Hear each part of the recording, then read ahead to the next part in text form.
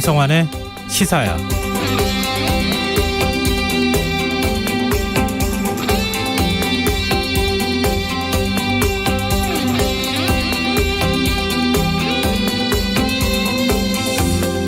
안녕하십니까. 시사평론가 김성환입니다. 이재명 민주당 후보가 중앙선대위 첫 회의에서 전국민 재난지원금 추가 지급 추진을 공식화했습니다. 이 후보는 전국민 재난지원금이 1인당 100만 원은 돼야 한다고 생각했다면서 그동안 48에서 50만 원가량 지급됐기 때문에 이번에 30만 원에서 50만 원 정도를 추가로 지급해야 한다는 입장인데요. 청취자 여러분 생각은 어떠십니까? 이재명 후보는 빚을 더 늘리자는 것은 아니라는 단서를 달면서도 지금의 국가부채 비율이 전 국민 지원금을 주는데 큰 문제가 되지 않는다고 주장했는데요. 정부의 생각은 좀 다른 것 같습니다. 김부겸 국무총리는 주머니를 뒤진다고 돈이 나오지 않는다면서 당장 재정 여력이 없다는 입장을 밝혔는데요. 이 문제 어떻게 봐야 하는 걸까요? 물론 재정 여력에 있어서는 해석이 다를 수는 있습니다.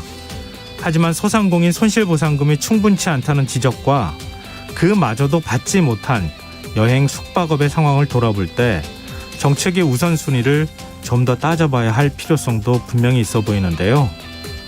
국회 예산심사를 앞둔 지금 정치권의 전국민 재난지원금 추가 지급 논쟁이 조금 더 현실적인 방향으로 흘러갈 수 있을지 지켜봐야겠습니다. 자세한 정치권 소식 잠시 뒤 이어지는 뉴스에서 자세히 살펴보겠습니다. 국민의힘 대선 후보 결정이 이틀 앞으로 다가오면서 후보 간 신경전이 치열한 상황인데요. 더 깊이 있게 들여다보는 인터뷰 시간에서는 홍준표 캠프 공동선대위원장이신 이현주 전 의원과 얘기 나누겠습니다. 수요일 코너죠. 날카로운 시선으로 언론을 비평하는 미디어 직설도 마련되어 있으니까요. 많은 관심 부탁드리겠습니다. 김성환의 시사에는 청취자 여러분들의 관심과 참여를 기다립니다. 방송 내용과 관련해 의견 있으신 분들은 문자 보내주십시오. 당첨된 분들께는 모바일 상품권 보내드릴 텐데요. 참여하실 번호는 샵9730이고요. 짧은 문자는 50원, 긴 문자는 100원의 이용료가 부과됩니다. 콩 게시판을 통해서도 무료로 참여하실 수 있고요. 콩 어플리케이션과 KBS 1라디오 유튜브 채널을 통해서도 저희 방송을 실시간으로 시청 또 참여하실 수 있습니다. KBS 1라디오 김성환의 시사야. 그럼 지금 시작하겠습니다.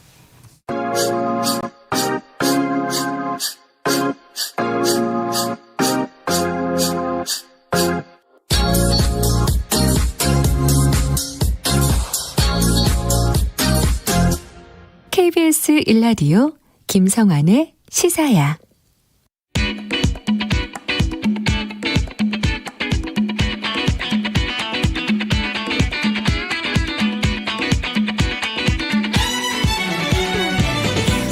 오늘 놓쳤던 뉴스 꼼꼼히 정리해드리는 뉴스야 시간입니다. 오늘은 김민하 시사평론가 나와 계십니다. 안녕하세요. 안녕하세요. 네.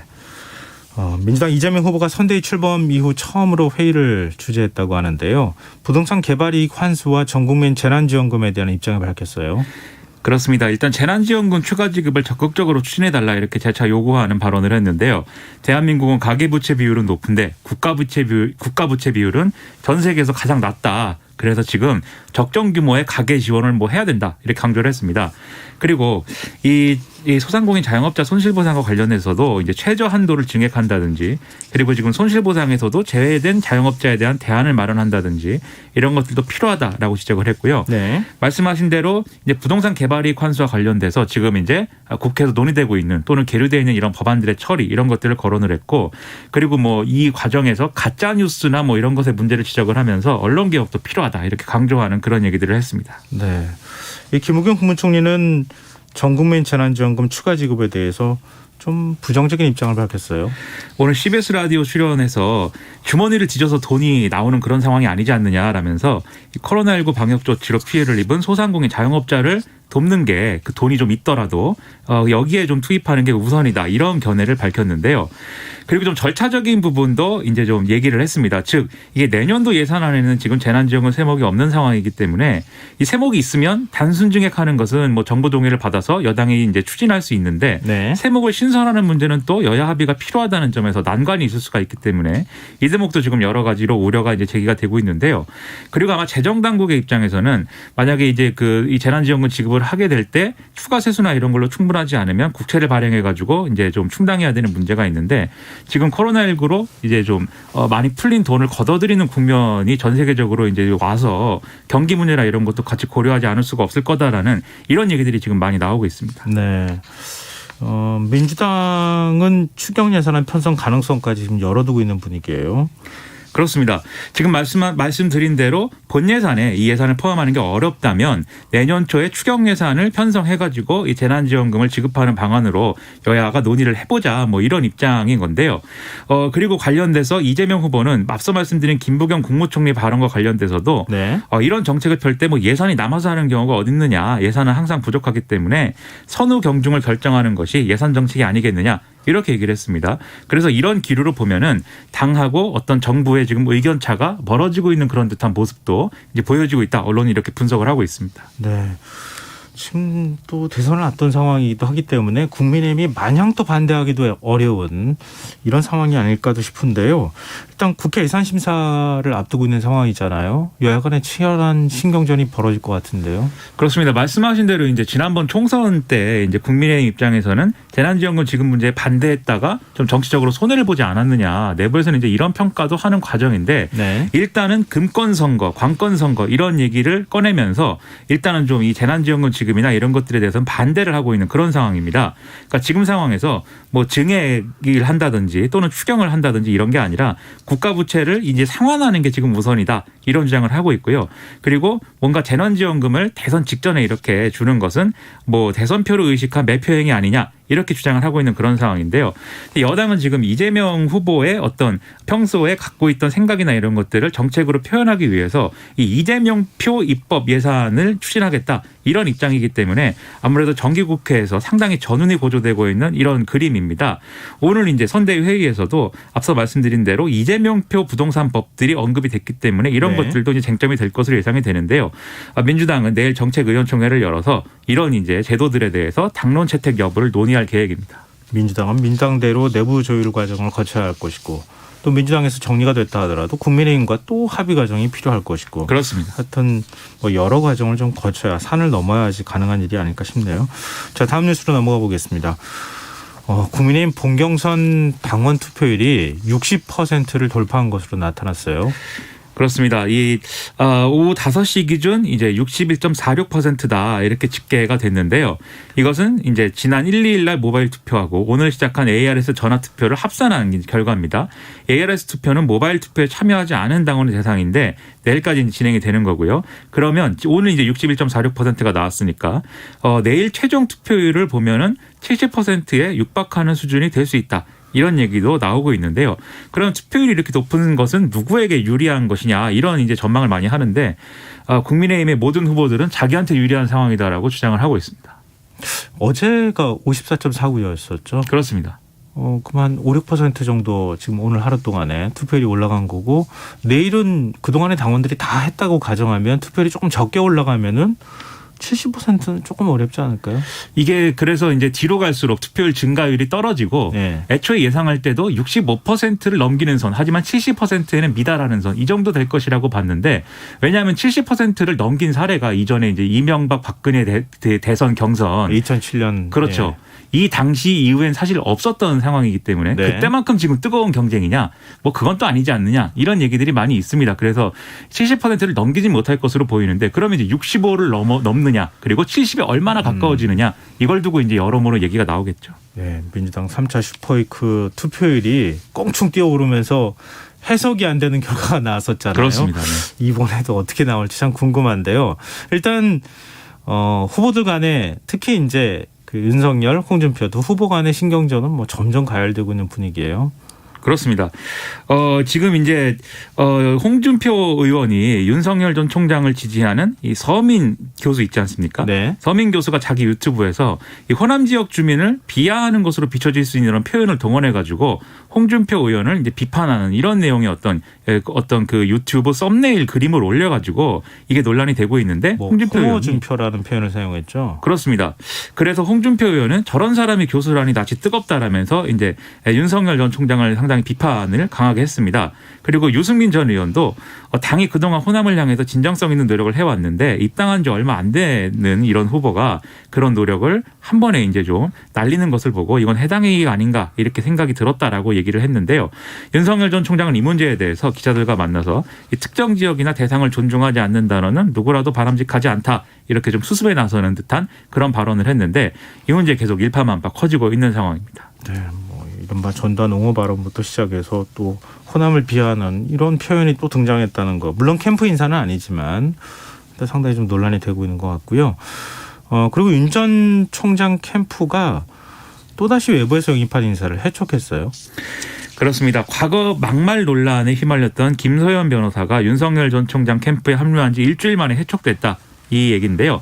지난 7월에 이 김소연 변호사가 자기 SNS에서 이준석 대표를 향해서 거의 이제 욕설에 가까운 그런 표현을 사용해서 비난을 했기 때문에 네. 이게 이제 논란이 된 바가 있었고요. 그리고 다 아시는 내용인데 작년 추석 연휴에 문재인 대통령을 겨냥을 해서 이 추석 이제 현수막을 걸면서 달림은 영창으로라는 이제 문구를 넣어서 이게 무슨 의미냐 논란이 커가지고 이거 관련돼서도 이제 논란이 컸죠. 그리고 이 부분과 관련돼서는 윤석열 전 총장이 이렇게 누군가를 캠프 인사로 이제 직책을 줬다가 해촉한 게 처음이 아니지 않습니까? 계속 이제 논란이 있는 인사의 영입과 해촉 이걸 반복해 왔는데 그게 무분별한 세불리기에 집중하면서 이러한 검증에 계속 실패하고 있는 거 아니냐 이런 지적으로 지금 이어지고 있는 상황인데요. 가장 황당한 사례가 이제 이진숙 전 대전 MBC 사장의 경우입니다. 지난 9월에 언론특보로 영입된 지 일주일 만에 해촉이 됐는데 또 지난달 다시 시민사회 총괄본부 대변인으로 영입됐다. 네. 이런 얘기가 나와서 네. 상당히 어떻게 이런 경우가 있을 수가 있는가 좀 의문이 큰데요. 그러다 보니까 지금 이런 사례들을 놓고 상대편 경쟁 후보들은 방송 토론회 등에서 캠프 관리도 못하는데 어떻게 인재를 활용하겠다는 것이냐라면서 과거에 이제 전두환 씨 관련 발언 윤석열 전 총장이 했던 그 전두환 씨가 뭐 이 조직 관리는 잘했다. 사람은 뭐 그렇죠. 12.12 쿠데타하고 5.18 관련돼서는 그건 빼고 정치는 잘했다라고 얘기하면서 전문가를 적재적소에 뭐 활용했다 이런 얘기를 네. 하지 않았습니까? 그런데 캠프에서도 그렇게 안 되고 있는데 대통령일 때는 어떻게 그걸 하겠다는 거냐 이렇게 비판하는 어떤 빌미가 되고 있는 그런 상황입니다. 네. 홍준표 후보는 문재인 정부가 관권 선거를 하고 있다고 주장하고 나섰어요. 그렇습니다. 홍준표 의원도 이런 주장을 하고 있는데요. 최근에 이제 산업부 차관이 뭐 이렇게 대선 공약 발굴을 내부 직원에게 지시했다. 이런 얘기가 나와서 이걸 이제 선관위가 대검찰청에 수사를 의뢰하기도 한 그런 상황인데 또 국민의힘 하태경 의원이 여가부 내부 이메일을 공개하는 등의 어떤 이런 논란이 커지면서 여가부도 차관 주재 정책 공약 회의를 열어서 부처 공무원들에게 대선 공약을 몰래 만들게 했다. 이런 주장이 나왔거든요. 그래서 이와 관련돼서 이제 관권 선거를 하고 있다. 이런 비판들이 국민의힘 후보들에서 계속 제기가 되고 있는 건데요. 앞서 말씀드린 산업통상자원부의 박진규 일 차관 사례에 대해서 문재인 대통령도 매우 부적절하다. 유사한 일이 재발하면 엄중하게 책임을 묻겠다. 이렇게 질책한 바가 있기 때문에 지금 국민의힘의 후보들이 지적하는 이러한 문제들도 선관위가 그냥 두고만 볼 수는 없는 상황이어서 상당한 논란이 예상이 됩니다. 기부겸 국무총리도 공무원의 정치적 중립을 강조하면서 기강잡기에 나섰다고요. 그렇습니다. 김부겸 총리가 이메일을 통해서 서한을 보냈는데요. 공직자는 국민의 공복이고 국민 전체에 대한 봉사자이기 때문에 정치적 중립 의무를 준수해야 된다. 특히 선거를 앞둔 시기에 이런 정치적 중립은 더욱 엄정하게 지켜야 된다. 이렇게 강조를 했습니다. 그러면서 방금 말씀드린 그 부처에서의 공약 개발 지시 의혹 이런 것들을 언급을 하면서요. 공식적인 경로를 제외하고 개별 기관 차원에서 정치권에 대한 정책 자료 작성과 제공은 원칙적으로 금지한다. 이렇게 강조를 했는데요. 이게 지난 9월 국무위원 간담회에서 공식적으로 논의해서 결정한 바가 있거든요. 네. 이 정권에서 여러 가지 정책 자료나 이런 것들을 한번 평가를 해서 자료를 한번 만들어보자. 공식적으로 이 결정을 한 바가 있는데 이거 외에는 따로 자료를 만들지 말라라는 게 지금 김부겸 총리의 어떤 그 얘기입니다. 네. 지금 여러분께서는 KBS 라디오 김성환의 시사여바 함께하고 계십니다. 계속해서 뉴스야 이어가겠습니다. 안철수 국민의당 대표 대선 출마 선언 이후에 국민의힘과 국민의당 사이에 신경전이 계속 벌어지고 있는데요. 이 국민의힘 이준석 대표는 거강권이라는 표현까지 쓰면서 지금 당에서 과거에 이제 안철수 캠프로 갔다가 왔다가 했던 사람들에 대한 경고의 메시지를 보냈어요. 그렇습니다. 이 언론 인터뷰에서 그 얘기를 했는데요. 이 선거가 다가올수록 당내에서는 아무래도 국민의당 안철수 대표하고 단일화를 해야 된다라는 목소리가 높아질 것인데 당대표로서 어떻게 대응할 것이냐 이 질문이 나오니까 이렇게 답을 했습니다. 서울시장 보궐선거 때 경선 후에 당 후보였던 오세훈 시장이 굉장히 섭섭해하더라. 당 후보로 결정이 됐는데 상대 후보 나경원 후보를 지지하던 분 중에 상당수가 당시에 안철수 대표에게 갔던 거고 그거 사실 해당 행위 아니었느냐 이렇게 이제 얘기를 한 건데요. 그래서 이번 대선에서도 누가 이제 후보가 될지 모르지만 이 후보가 결정된 순간 다음 날부터 누구든지 당 지도부나 후보와 미리 상의하지 않고 거강꾼 노릇을 하는 사람은 해당 행위자로 징계하겠다라는 점을 그 선출된 후보하고 합의를 하고 추진을 할 것이다라고 강조를 하는 그런 목소리를 냈습니다. 근데 당시 기억 떠올려 보면 한 식구처럼 얘기했었잖아요. 물론 단일화 대상이긴 했지만. 그렇습니다. 그러니까 가능한 일이었던 게 아닐까 이런 생각도 드는데 지금은 또 달리 이제 얘기를 하고 있지만. 근데 안 대표하고 이준석 대표 사이에 설전도 오갔어요. 그렇습니다. 이준석 대표는 안철수 대표가 이제 대선 출마 선언을 한 날부터 이 출마 선언의 의미나 이런 것들 좀 깎아내리는 듯한 이런 발언을 계속 하고 있는데요. 그러다 보니까 오늘 안철수 대표의 경우에 YTN 라디오와의 인터뷰에서 이준석 대표가 정치평론가 때 버릇을 버리지 못한 것 같다. 이렇게 얘기하면서 난 신경 쓰지 않겠다. 이렇게 얘기를 했습니다. 그러자 이준석 대표는 오늘 SBS 이제 TV 방송에서 송영길 더불어민주당 대표하고 이제 토론을 했는데 그 자리에서 이 관련 질문이 나오니까 이렇게 얘기를 했습니다. 방송 패널은 아무나 하는 줄 아느냐. 안철수 대표는 그럼 나와서 정치 분석을 잘할 수 있겠느냐. 이렇게 얘기를 했거든요. 그러면서 그런 식으로 너는 패널이고 나는 정치인이다. 이렇게 얘기하는 것이 일종의 신분의식이고 자의식 과잉이다라는 이런 말까지 이제 했습니다. 근데 국민의힘 지도부 내에서는 좀 다른 얘기도 나와요. 이 이준석 대표의 안철수 대표를 향한 이런 태도에 우려를 나타내는 이런 목소리들이 또 있는 건데요. 김재원 국민의힘 최고위원 같은 경우에는 TBS 라디오 인터뷰에서 이번 대선은 부동층이 거의 없는 흡인력이 큰 양자구도가 될 것이다 이렇게 전망을 하면서 이 안철수 대표 지지율이 3%라도 되면 그것은 위협적인 거다라고 얘기를 했습니다. 즉 안철수 대표가 자기 지지층을 가지고 있는 사람인데 양자 대결 구도에서는 국민의힘에는 그 표가 이제 필요하다. 그런데 거기다 대고 왜 나왔냐?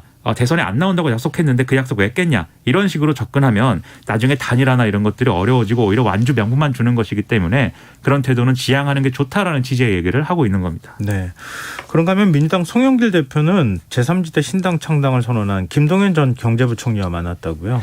그렇습니다. 김동연 전 부총리가 오늘 오전에 송영길 대표를 예방을 한 건데요. 이 자리에서 김동연 전 부총리가 대선 완주 의사를 거듭 밝혔고요. 이재명 후보와의 1대1 토론 그리고 대선 공통공약 추진 시민 평의 구성 이런 것들을 제안을 했습니다. 일단 송영길 대표는 김동연 전 부총리를 두고 어려운 시기에 문재인 정부 출범을 뒷받침을 해줬고 그렇기 때문에 애정을 갖고 있다라고 얘기를 했고요. 그리고 이 문재인 정권 이후 이 집권한 이후에 미흡한 점이 있었던 게 아닌지 좀 돌이켜보고 있다 이렇게도 설명을 했습니다. 김동연 전 부총리는 송영길 대표가 창당 행사에 참석을 해서 반란의 대상이 반란의 주체들이 하는 행사에 참석해서 축하하는 것 자체가 새로운 정치 아니겠냐 이렇게 얘기한 걸 인용하면서 반란의 주체가 반란의 대상인 민주당을 직접 찾아왔다 이렇게 화답을 했는데요. 이건 아무래도 김동연 전 부총리가 내세우고 있는 어떤 슬로건이랄까 구호가 유쾌한 반란 이런 것들이 있기 때문에 그것에 빗댄 표현이다 이렇게 볼 수가 있겠습니다. 그리고 이제 김동연 전 부총리가 토론에 제한 그런 것들을 한 것에 대해서 송영길 대표는 구체적인 답은 하지 않았는데요. 일단 좋은 분위기를 만들면서 김동연 부총리가 뭔가 이제 그 야권 단일화 이런 흐름에 편승하거나 그런 쪽으로 끌려가는 것을 일단은 막는 수준에서 대응하겠다라는 취지로 읽힙니다. 근데 지금 대선 출마 선언한 지 다 얼마 안 됐는데 벌써부터 단일화하겠다고 얘기할 수가 없잖아요. 당연하죠. 상당히 좀 시간이 걸려야 되겠죠. 그렇습니다. 예, 알겠습니다. 그럼 민주당 송영길 대표와 국민의힘 이준석 대표 오늘 세 번째 마스 토론을 했어요. 그렇습니다. 지금 1시간 40분여 이 토론이 진행이 됐는데요. 전국민 재난지원금 지급, 대장동 관련 의혹, 그리고 고발사주 의혹, 그다음에 단일화 문제, 주 4일제 등등 이 여러 쟁점을 놓고 한치 양보 없는 논쟁을 주고받았습니다. 일단 재난지원금에 대해서 송영길 대표는 이 문제는 홍남기 부총리와 상의를 해봐야 된다 이렇게 얘기를 하면서도 전국민 지급 필요성이 분명히 있다라고 강조를 했는데요. 이준석 대표는 이재명 후보가 두서없이 지금 정책 의제를 던지고 있어서 혼란이 가중되고 있다라고 좀 평가를 했습니다. 그리고 주 4일제 얘기가 나온 거에 대해서도 송영길 대표는 장기적 목표로 추진할 필요가 있다 이렇게 얘기를 했는데 이준석 대표는 주 4일제를 하면 일부 화이트 칼라와 공무원을 제외하면은 되면은 소득이 줄어들어서 양극화가 심화될 수 있다라고 주장을 했고요. 또 대장동 개발 의혹에 대해서 이준석 대표는 이재명 후보가 내용을 알았든 몰랐든 책임이 있다 이렇게 주장을 했는데 송영길 대표는 검찰이 곽상도 의원 아들이 50억 원을 받은 그런 내용 등 이 돈의 흐름을 쫓는 수사를 해야 되는데 지금 이재명 후보에 대해서 칭찬을 해줘도 시원찮은 일인데 배임이라고 하니까 황당하다라고 또 반응을 했습니다. 뭐 양당 대표가 뼈 있는 농담을 주고받기도 했다면서요. 진행자가 국민의힘 대표라면 가장 먼저 무엇을 하겠느냐라고 송영길 대표한테 물어봤는데요. 송영길 대표가 이렇게 답을 했습니다. 김기현 원내대표의 군기를 잡아서 말을 잘 듣게 해야 된다. 원내대표가 당대표를 완전히 무시하고 당대표가 합의를 하고 해서 가도 집행이 제대로 안 돼서 화가 나 죽겠다. 이렇게 얘기를 했는데요. 네. 이준석 대표가 당에서 뭔가 인정받지 못하는 처지다라는 걸 뭐 우회적으로 이제 좀 꼬집은 그런 얘기인 것이죠. 그런데 이 얘기에 대해서 이준석 대표는 똑같은 질문을 하니까 나는 이 더불어민주당 대표라면 이재명 후보의 군기를 잡을 것이다. 이렇게 얘기를 했는데요. 이재명 후보가 조율이 안 된 정책을 성남시장 때처럼 툭툭 던지고 막 돈을 막 써야 되는 이런 얘기를 한다. 그리고 여야 대선 주자하고 유력 정치인 중에 원내 경험이 없는 사람들이 많다 보니까 지금 송영길 대표 마음에 다 안 찰 것 같은데 그래서 난 군기를 잡겠다라고 얘기를 했습니다. 네, 알겠습니다. 어떤 양쪽으로 군기를 좀 잡아야 될 것 같습니다. 군기는 이제 군대에서만 잡았으면 좋겠습니다. 그것도 말이 되는 얘기인 것 같습니다. 뭐 하여튼 이렇게 여당 대표하고 제1야당 대표가 토론하는 모습도 이렇게 썩 나쁜 것 같지는 않네요. 그렇습니다. 공수처가 오늘 이른바 고발사주 의혹 사건과 관련해 국민의힘 김웅 의원을 피의자 신분으로 소환해 조사를 벌였어요. 그렇습니다. 이 고발사주 의혹과 관련돼서 고발장을 전달한 정치권 창고로 지목되고 있는 김웅 의원 피의자 신분으로 소환됐는데요. 소환되는 그 과정에 김웅 의원이 기자들 만나서 이런 얘기를 했습니다. 고발사주는 사실 실체가 없는 것이다. 그리고 그 당시에 오간 대화라든가 제보자와 관련된 이런 내용들은 정확하게 기억하지 못하고 있다라고 얘기를 했고요.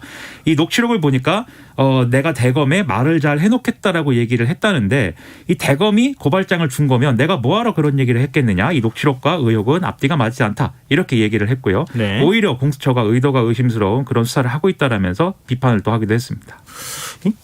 공수처가 부당한 선거 개입을 하고 있다. 이런 김웅 의원 주장 어떻게 봐야 되는 겁니까? 이 김웅 의원이 이렇게 주장을 했습니다. 공수처가 만들어지면 윤석열 수사처가 될 거라고 얘기를 했는데 실제로 그렇게 되고 있다. 이 수사가 진실을 밝히기 위한 건지 과거 울산시장 선거 개입처럼 공수처를 이용해서 선거 개입을 하고 있는 것인지 국민들이 판단할 것이다라고 주장을 했고요. 그리고 제보 사주 의혹을 왜 수사하지 않느냐. 그리고 조성은 씨가 여러 가지 의혹이 있는데 제보자인 조성은 씨에 대해서 그 조성은 씨도 조사해야 되는 거 아니냐. 이런 얘기를 막 했거든요. 네. 그런데 이런 내용들은 뭐 따로 조사를 하거나 뭐 수사를 할 수도 있는 내용이겠지만 고발 사주 의혹의 본질이라고 할 수 있는 김웅 의원이 고발장을 누구에게 왜 받았고 그것을 조성은 씨한테 전달한 이유가 뭐냐에 대해서는 사실 기억이 나지 않는다. 이거 하나로 사실은 다 버티고 있는 거예요. 네. 그래서 핵심 쟁점에 대해서는 입을 다물고 선택적 기억 상실로 일관하고 있는 상황인데 이 공수처의 수사 의도나 배경만 문제 삼는 것은 사실 일종의 프레임 전환이고 이 핵심적인 의혹에서 눈을 돌리게 하는 것 아니냐 이런 비판이 나올 수밖에 없는 그런 내용인 것이죠. 민주당은 고발사주 의혹이 국기문란 범죄라는 점을 강조하고 나섰죠. 이 서면 브리핑에서 이 윤석열 검찰과 국민의힘의 선거 개입 고발 사주는 국기문란 범죄다 이렇게 지적을 했고요. 뭐 이 김웅 의원의 정확하게 기억하지 못한다라는 변명 그리고 손준성 검사의 반송을 하기 위해서 내가 파일을 돌려보냈기 때문에 그게 손준성 보냄이 된 것이다라고 주장한 텔레그램 거. 방에. 그렇습니다. 그러니까 상식적으로 이해가 안 되지 않습니까? 네. 컴맹이 아닌 이상 누가 그걸 믿겠습니까? 근데 아무튼 그것은 궁색한 변명이다라고 주장을 했고요. 그리고 두 전현직 검사들의 입을 틀어막으며 영향력을 행사하는 윗선이 누구인지도 파헤쳐야 된다라면서 윤석열 전 총장을 겨냥했습니다. 그리고 따로 논평에서는 전두환의 12.12 쿠데타에 비견될 만한 사건이다라고까지 이제 주장을 하는 상당히 격앙된 반응을 보이고 있습니다. 알겠습니다. 오늘 뉴스 여기까지 하겠습니다. 지금까지 김민하 시사평론가였습니다. 고맙습니다. 고맙습니다.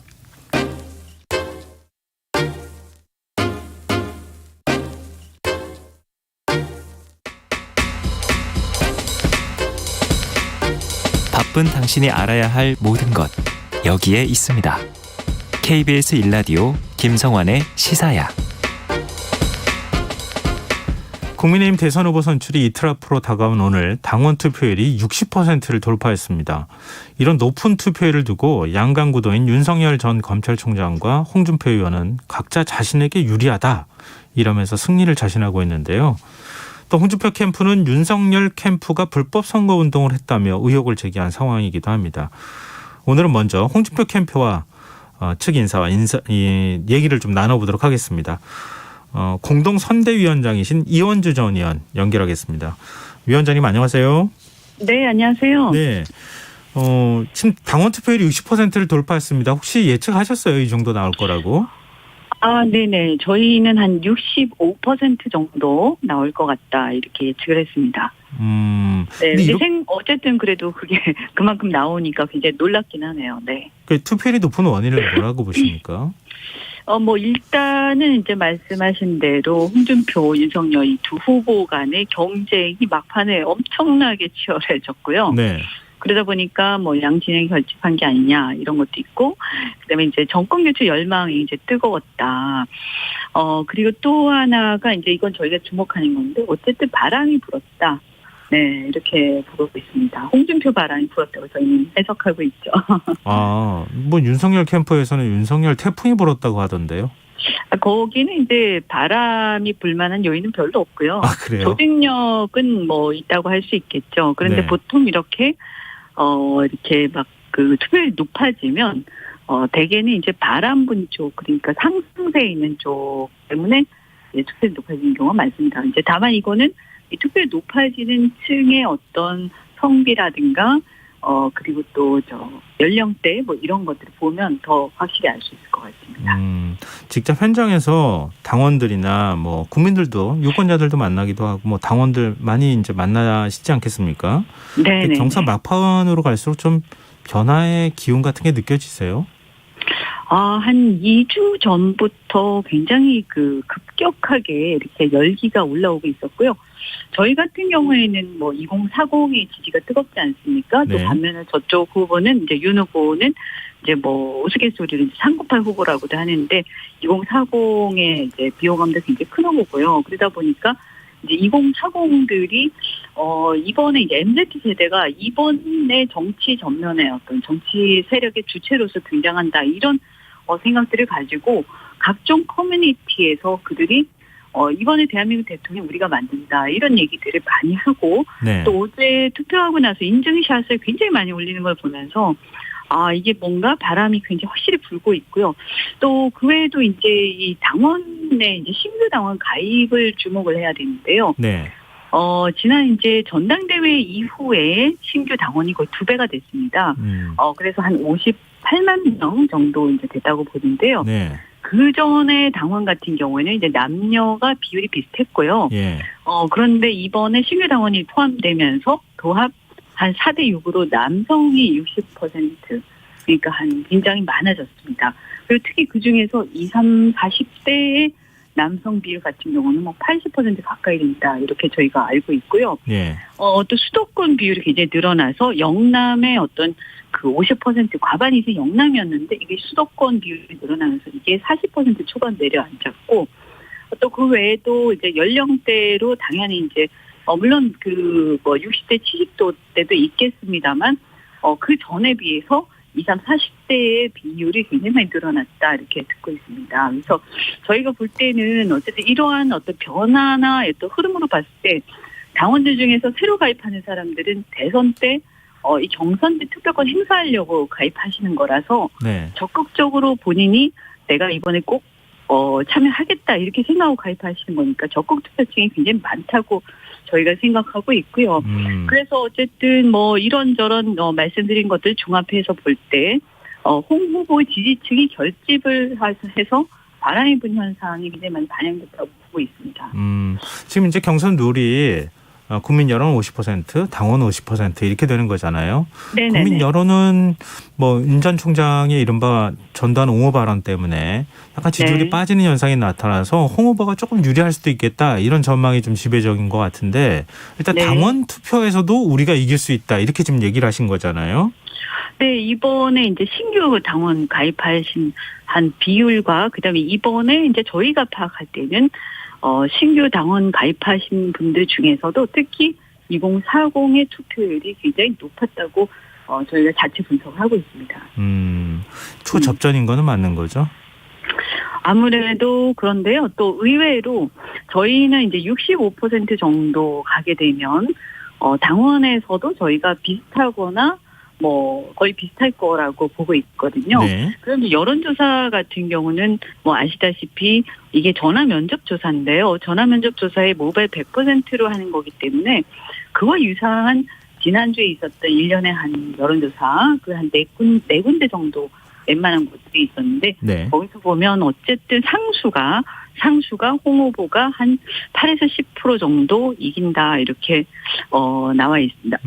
우리가 얘기를 할 수 있고요. 네. 그 중에서도 이제 무효표, 무응답표를 빼야 됩니다. 경선이기 때문에요. 네. 그러면 한 10에서 13% 정도로 올라갈 거라고 저희는 또 예상하고 있습니다. 그래서 여론조사는 뭐 확실히 저희가 이길 거라고 보고 있고, 다만 이제 당원에서 근접해하거나 비슷하면 그것은 이제 필승이고요. 약간 좀 모자라더라도 저희가 뭐 큰 무리 없이 이길 수 있다. 근데 지금의 분위기를 보면 당신이 민심을 따라가는 경향, 그리고 더 중요한 것은 홍 후보를 지지하는 그 2040의 그 젊은 세대들이 뭔가 이제 이 투표 혁명, 선거 혁명을 이루기 위한 어떤 그런 분위기가 감지가 되고 있습니다. 네. 뭐 여론조사 얘기 나왔으니까요. 네네. 지금 윤석열 전 총장 측은 여론조사 상승세를 두고 민주당 지지층의 역선택 때문이다. 뭐 이른바 꿔준 표다. 뭐 이런 표현까지 네. 사용하면서 공격하고 있거든요. 네.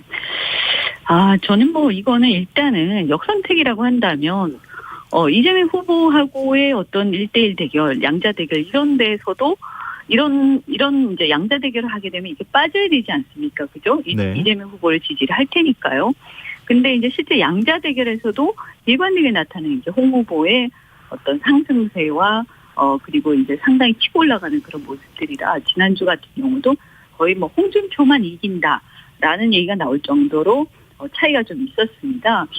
그런데 이제 또 그걸 굳이 얘기하지 않더라도 제가 볼 때는 어차피 우리가 대선 본선에서 이기려면 민주당 지지층의 어떤 사람들조차도 홍 후보를 지지를 하면서 이 지지를 전환할 때 우리가 사실은 확실하게 이길 수 있는 거 아니겠습니까? 네. 그런데 이거를 다른 당의 지지 혹은 중도층의 지지를 갖다가 폄하하거나 국민의힘 지지층만 가지고 이기겠다고 생각하는 것은 저는 이 윤석열 후보가 안 그래도 굉장히 그 박스권에 갇혀 있는 후보인데 네. 자신의 어떤 확장력의 한계를 스스로 인정하는 게 아닌가 이렇게 생각이 돼서 좀 안타깝다고 생각합니다. 근데 어제 위원장님께서 긴급 기자회견을 열어서 윤석열 전 총장 측이 불법 선거 운동을 했다 이렇게 주장하시면서 녹취 파일까지 공개하지 않았습니까? 네. 일종의 뭐 이 조직을 동원하고 있다 이제 이런 문제인 것으로 보이는데요. 네. 지금 상황이 어느 정도입니까? 뭐 저희가 워낙 많은 제보를 받기 때문에 다만 이제 이것은 그러니까 녹음을 한 것을 저희가 직접 받고 제보를 받았기 때문에 공개를 했는데 예. 예를 들면 이제 각 당협이나 이런 당협위원장의 당협들을 줄 세우고 또 그들로 하여금 당원들에게 이제 윤석열 후보 지지를 살짝 강요하다시피 이렇게 굉장히 이런 어떻게 보면 당원들의 자율투표, 당원들의 어떤 그 당원들의 자유를 억압하는 그런 것들이 많이 있었습니다. 그래서 저희가 그런 식으로 이제 당협위원장이 당원들을 줄 세우고 또 특히 이제 앞으로 그 지방선거에 나갈 사람들을 공천권을 가지고 압박하는. 왜냐하면 당협위원장이나 시도당 위원장이 공천권을 갖고 있으니까 당연히 신경 쓸 수밖에 없는데요. 네. 근데 이런 사람들이 이제 노골적으로 특정 후보를 편들면서 압박을 할 경우에는 이제 굉장히 큰 문제가 되거든요. 네. 근데 이제 어떤 것들이 종종 발견됐었냐면 예를 들어서 이번에 이제 녹취가 공개된 거는 뭐냐 하면 텔레마케터 같은 분이 이제 전화를 당원들한테 무작위로 돌린 것 같은데요. 네. 이런 부분도 알바라든가 개인정보 또 당원의 명부를 어떻게 입수했느냐 하는 문제도 있고요. 또 더 나아가서 그 녹취를 들어보면 국민의힘당이라고 얘기를 합니다. 그래서 사실은 정확하게 본인이 예를 들면 어떤 당협의 누군데 나는 이런 사람 지지하는데 그 지지 호소하려고 전화했다. 이러면 될 텐데 국민의힘 당을 사칭한 거죠. 그래서 잘 모르면 듣다가 이게 당에서 이 후보를 공식적으로 미는구나 이렇게 오해를 할 수도 있습니다. 그래서 이것은 당원들을 기망하는 것이기 때문에 절대 용납할 수 없다. 이래서 저희가 공개를 했습니다. 네.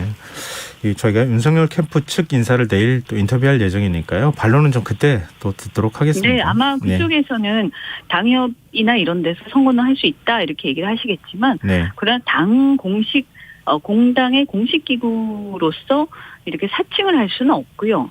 말씀드린 것처럼 당협위원장이 개인 차원에서 하는 게 아니고 네. 어떤 텔레마케터를 쓴 것처럼 해서 본사 뭐 이런 얘기들을 하거든요. 네. 그래서 이런 것들은 조직적으로 이루어진 건 굉장히 구태한 낡은 정치의 행태라고 봅니다. 근데 오늘 홍준표 의원이 이른바 불법 선거운동과 관련해서는 좀 말을 아끼는 모습이었어요. 그 대신에 문재인 정권이 내년 대선을 관건 선거로 몰아가고 있다 이런 주장을 내놨거든요. 근데 왜 윤 전 총장을 공격해야 되는데 문재인 정부의 관건 선거를 공격하신 거예요? 이제 아무래도 뭐 홍 후보나 이쪽에서는 좀 승기를 잡았다 이렇게 판단하시는 것 같고요. 네. 또 이제 불법 선거운동 내부에서 이렇게 캠프 간의 어떤 다툼이나 이런 이제 분쟁이랄까 이런 이견에 대해서는 좀 선대위원장 한테 좀 맡기고 후보 본인은 이렇게 좀 더 큰 그러니까 본 후보로서의 모습을 좀 더 보여주는 이런 전략이신 걸로 알고 있습니다. 네.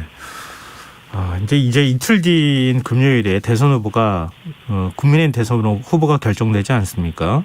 네. 막판 경선 마지막까지 갈수록 좀 열기가 더 과열되고 또 그러면서 굉장히 갈등도 조금 많이 벌어지고 있는 그런 모습들을 보였는데 만약에 네. 윤석열 후보 그 대선 후보로 결정된다 하더라도 깨끗하게 승복할 수 있을까요? 이것은 뭐 서로가 마찬가지일 겁니다. 근데 같은 국민의힘 당이기 때문에 후보가 만약 공식적으로 누군가 된다면 당연히 원팀이 돼야 된다 이렇게 생각하고 있고요. 다만 이제 한 가지 저희가 걱정하는 것은 정치권의 상부 구조 그러니까 여의도에서는 원팀이 뭐 되는 것은 뭐 사실은 그렇게 어렵진 않습니다. 시간은 좀 걸리겠지만 결국은 되게 돼 있고요. 네. 그런데 문제는 뭐냐면 하부 구조 그러니까 각자의 지지층의 결합이 문제인데요. 그래야 결국에는 이것이 완팀이 이게 이제 그 어떤 보람이 있는 거 아니겠습니까? 네, 그렇죠. 네네, 의미가 있는 거죠. 그런데 문제는 뭐냐 하면 윤석열 후보의 지지층은 60대, 70대를 중심으로 한 국민의힘의 어떤 골수 지지층입니다. 그런데 이제 우리 홍 후보의 주된 지지층은 2040을 중심으로 한 중도층까지 포괄하는 그리고 민주당에서 이탈한 층까지 포괄하는 그런 이제 젊은 층들이 대다수기 때문에 사실은 이제 이분 특히 2030 MZ 세대 같은 경우에는 특정 정당을 지지하지 않거나 혹은 어떤 좌우 그러니까 이념이 분명치 않은 사람들이 굉장히 많습니다. 그래서 여러 가지 이제 자신들만의 이유로 홍 후보를 지지하고 계시기 때문에 네. 이런 경우에 이분들이 과연 윤 후보의 마음을 쉽게 줄 수 있을 것이냐 그리고 우리 상부 구조인 여의도 정치인들이 이렇게 가자라고 해서 싹 몰려올 것이냐 이런 부분들에 대해서 사실은 그 부분은 저희가 장담할 수 없는 부분이 있습니다. 그래서 저희는 본선에서 이기기 위해서는 확장력이 있는 홍 후보가 되어야 어차피 6070 같은 경우에는 윤 후보를 지지하지만 홍 후보 마음에 안 들어도 대부분 그대로 지지를 유지할 가능성이 많다. 그래서 저희가 필승을 하기 위해서는 젊은 층의 지지를 받는 홍 후보가 본 후보가 되어야 한다라고 저희가 또 그래서 더 강력하게 생각하고 있습니다. 네. 마지막으로 왜 홍준표 의원이어야 하는가 여쭤보고 싶었는데 이미 답을 다 말씀을 해 주셨어요. 네. 가장 중요한 얘기입니다. 예, 안 여쭤봐도 될 것 같습니다. 네, 오늘 말씀 여기까지 듣겠습니다. 말씀 고맙습니다. 네, 고맙습니다. 네, 지금까지 홍준표 캠프 공동선대위원장이신 이원주 전 의원이었습니다.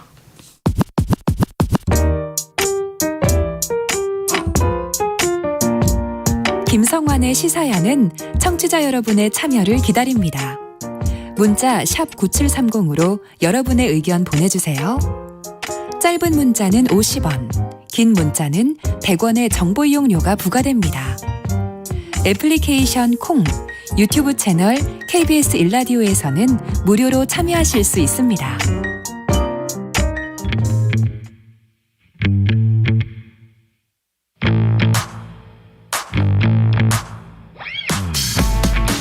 냉철하고 가감 없는 분석으로 미디어 본연의 역할을 찾아가는 시간입니다. 미디어 직설 언론인권센터 윤여진 상임이사 만나보겠습니다. 안녕하세요. 네, 안녕하세요. 네, 우리가 주목해봐야 할 이번 주 이슈 어떤 게 있을까요? 네. 한국언론진흥재단이 지난주 27일부터 30일까지 저널리즘 주간을 정하고 다시 저널리즘이란 주제로 행사를 진행을 했습니다. 그 행사는 이제 코로나19를 극복한 이후에 다시 일상으로 돌아갔을 때 언론이 국민들의 신뢰를 회복하기 위한 방법을 고민하기 위한 다양한 프로그램이 진행되었어요. 저널리즘 주간은 국내에서 유일하게 언론과 시민이 소통하는 일종의 저널리즘 축제인데요. 네. 오늘은 그 저널리즘 주간에서 던져진 화두를 통해 우리 언론의 현주소를 좀 짚어보려고 합니다. 네, 사실 우리 언론을 향한 국민들의 시선이 그렇게 고운 건 아니잖아요. 신뢰도도 그렇죠. 굉장히 낮은 편에 속한다 이런 얘기가 나오는데요. 네, 맞습니다. 이번 조사 혹시 조사한 게 있으면은 내용을 좀 네네네. 소개해 줄 수 있을까요? 네. 이것도 이제 한국언론진흥재단이 지난 1일 디지털 뉴스 리포트 2021 한국이란 보고서를 발간을 했습니다. 이 보고서에는 영국 옥스퍼드 대학 부설인 로이터 저널리즘 연구소에서 이제 조사한 내용을 좀 실었는데요. 네. 그곳에서는 지난 이제 1월 13일부터 2월 9일까지 46개국 92,372명의 인터넷 이용자를 조사를 했는데 그중에 한국인의 표본은 2,006명이었어요. 네. 그 조사 결과를 보면 코로나19의 영향으로 전 세계적으로 뉴스의 신뢰도가 상승한 것으로 나타났습니다. 46개국 평균 38%로 전년 대비 6%가 상승이 되었고요. 신뢰도가. 한국의 경우에도 지난해에는 이제 신뢰도가 21%였는데 올해는 11%나 상승을 했어요. 공동 38위를 기록을 했습니다. 문제는 이제 신뢰도는 올랐는데 국내 언론에 대한 뉴스 소비자들의 시선이 호의적으로 바뀌었다고 보기는 어렵거든요. 네. 여기에 대해서 계속적으로 이용자들은 뉴스가 공정하지 않다라고 인식을 하고 있습니다. 근데 이제 그렇다면 어떻게 신뢰도가 왜 오른 거냐에 대해서 이제 의문을 가질 수가 있는데 네. 이번에 오른 이유는 아마 이렇게 분석을 하고 있는 것 같습니다. 코로나19의 영향이고요. 지난 조사 때는 코로나19에 대한 다양한 정보들이 넘쳐나면서 유통되는 정보에 대해서 신뢰가 좀 없었다고 본다면 1년여가 지나면서 언론사가 발행한 뉴스가 그래도 공신력 있는 정보로 주목받고 전반적인 신뢰도가 향상이 되었다라고 이제 분석이 좀 나왔는데요. 네. 이런 신뢰도 분석 향상은 사실 언론이 노력해서 나온 건 아니거든요. 그렇기 때문에 팬데믹이 끝나면 언제든지 다시 최하위로 추락할 수 있는 거 아니냐 이런 전문가의 논평이 나오기도 했습니다. 참 아이러니한 상황이기도 하네요. 코로나19가 오히려 신뢰도를 높이는 결과로 이어진 측면은. 근데 뉴스에 대한 신뢰도가 이렇게 일종의 이제 전 세계 국가들 가운데 하위권에 속하는 데에는 한국만의 특성이 좀 반영된 측면이 있다고요? 맞습니다. 한국의 낮은 뉴스 신뢰도를 이해하려면 일단 이제 이용 과정에서의 한국적 특징이 좀 있습니다. 우리나라의 경우 언론사가 아닌 포털 사이트를 통해서 뉴스를 소비하는 비중이 72%로 대단히 압도적으로 나타났어요. 개별 언론사나 뉴스 웹사이트 앱에 직접 접속해서 디지털 뉴스를 이용하는 비용은 5%인데요. 46개국 중에 최하위였습니다. 또 하나의 한국 이용자들의 특징이 있었는데요. 유튜브를 이용한 뉴스 이용률이 44%로 46개국의 평균이 29%보다 한 15%나 높게 나타났습니다. 이것도 또 재미있는 또 분석이 있어요. 예. 연령대가 높을수록 유튜브 이용률이 높다는 것이 한국적 특징이었습니다. 그 60대 이상의 이용자의 뉴스 이용 비율이 50%로 20대는 40%보다 더 높은 걸로 나타났고요. 이는 연령대가 높을수록 유튜브에 대한 뉴스 이용 비율이 높다. 그러니까 46개국 평균과는 명확한 차이가 있는 걸로 나타났습니다. 네, 이런 추세는 언론사 뉴스와 일반적인 온라인 뉴스 정보를 분리해서 보지 않는다는 해석으로 이어지고 있고요. 이런 추세가 뉴스에 대한 신뢰성을 또 낮췄다는 평가가 나올 수 있는 대목이기도 하겠습니다. 윤여진 이사님은 이럴 때일수록 기성 언론 그러니까 맞습니다. 레거시 미디어의 역할이 중요하다. 이렇게 강조해 오시지 않으셨어요? 맞습니다. 그렇게 얘기를 많이 해왔죠. 이제까지 쭉 해왔는데 예. 그 이유는 정보와 뉴스 그러니까 보도가 구분되어야 되거든요. 지금의 다양한 플랫폼에서는 다양한 정보들이 넘쳐나고 있는데 우리 사회에서 보도 아니면 뉴스의 가치 이런 것들이 중요하지 않다고 생각하는 사람은 없다고 봅니다. 그러려면 이 뉴스나 정보의 신뢰도가 높이는 것, 그것이 바로 레거시 미디어가 정말 제대로 중심을 갖고 해야 될 역할이라고 보는데, 그게 지금 많이 흔들리기 때문에 그 제대로 된 신뢰성 있는 정보를 찾기 위해서 사람들이 막 돌아다니고, 또 오히려 그것이 사회적 혼란을 좀 일으키고 있는 것이 아닌가, 이런 생각을 좀 해보고요. 그런 차원에서 레거시 미디어의 역할이 굉장히 중요하다고 지금도 얘기할 수 있겠습니다. 한국언론진흥재단이 주관한 토론에서 뉴스룸 네. 민주주의에 대한 고민이 필요하다 이런 얘기가 나왔다고 하는데, 뭐 일종의 이제 맞습니다. 언론사 내부의 민주주의가 필요하다 이런 얘기인가요? 맞습니다. 언론사, 오래전부터 언론계에서 이제 언론 조직 내에서의 다양성, 공정성, 포용성이 필요하다는 지적이 나왔지만, 그 직업의 특성상 네. 뭐 마감 시간이 압박이 있고, 또 효율성을 앞세운 뭐 상명 하복식, 뭐 기사 생산 구조에 밀려서 이제 제대로 논의가 되지 못했다는 얘기가 좀 나왔습니다. 이번에 그 저널리즘 주간을 맞아서 뉴스룸 민주주의라는 주제로 이제 보도국 내의 다양성을 짚어보는 시간도 좀 있었는데요. 네. 언론사 내부의 세대 갈등, 뭐 젠더 갈등이 심각하다는 지적이 많이 나왔습니다. 실제로 한국기자협회가 지난 1월 조사한 결과를 좀 보면, 신문기자 96% 이상이 이제 대졸자 이상의 학력을 가졌고, 그다음 뉴스 정보원, 취재원이죠. 취재원이 55%가 50세에서 69세였다는 거예요. 그리고 여성의 기자 수도 늘었다고 하지만 2019년도에 보면 국내 여기자 성비가 29.1%로 30%가 채 안 되는 그런 비율이 나타났습니다.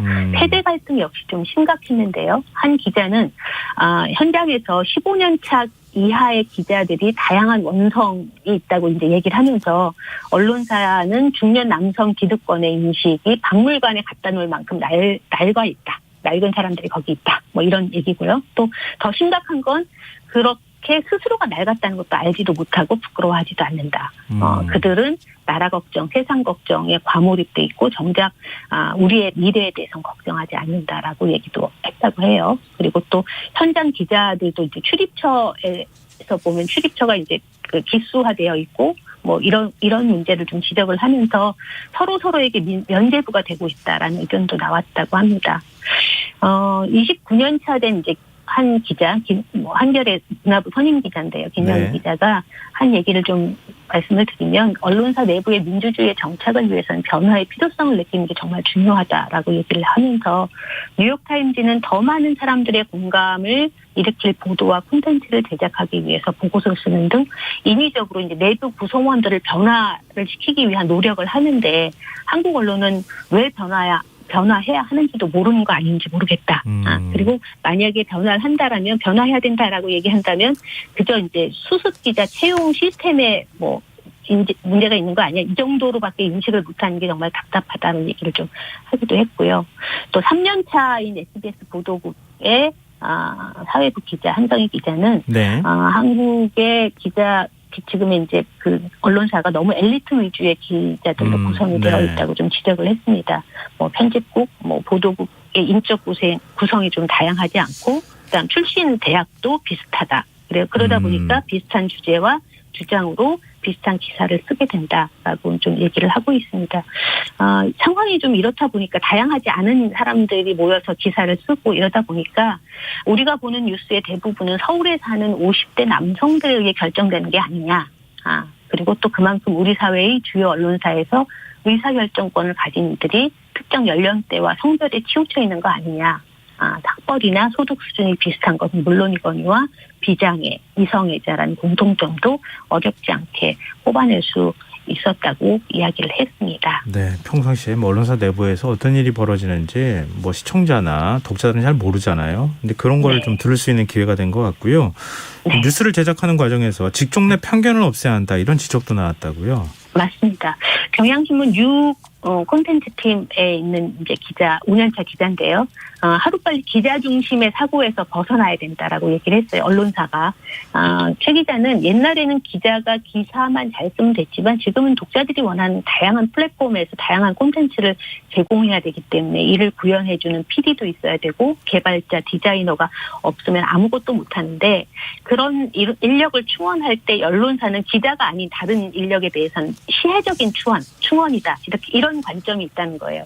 그리고 또 다양한 직종을 충원한다라는 요구를 그냥 다양함을 위함이 아니라 정말 우리가 언론사 생존을 위한 것이라는 것을 제대로 깨닫지 못하고 있는 것 같다라는 의견을 또 내기도 했습니다. 네. 그럼 어떤 개선책이 필요하다고 보세요? 예. 이번에 저널리즘 주간에서 뭐 다양한 얘기들이 나왔고 고민해볼 여러 가지 지점들이 있었는데 저희는 이제 저희 단체에서는 좀 이런 생각을 좀 해봤습니다. 언론사 내부의 소통이 정말 강화되어야 되고 또 언론사 내부의 구조에 혁신적인 변화가 있어야 되고 그다음에 다양한 직군들에 대한 이해가 필요하다. 왜냐하면 지금 이제 디지털 뉴스 많이 아까도 말씀드렸지만 유튜브를 통한 뉴스를 본다든지 거기에 또 지금의 언론사들이 많이 그 유튜브로 뉴스를 생산하고 있거든요. 네. 그러면 이제 그 뉴미디어 팀에 대한 어떤 고용 문제라든지 외부 의견을 들으려고 한다든지 이런 콘텐츠 질에 대한 향상에 대한 점검을 스스로 열심히 한다든지 등등의 내용들을 가지고 좀 새롭게 변화를 시도해야 된다라고 좀 보고 있습니다. 네. 네, 최근 미디어 속 다양성 문제를 생각해 볼 만한 보도가 또 있었다면서요? 네.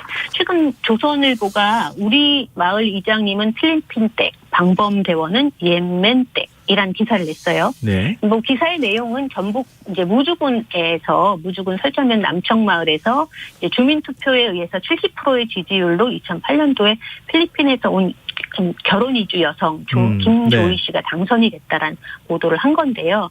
약간 보도의 이 내용이 별로 이렇게 호응이 잘 끼지 않습니다.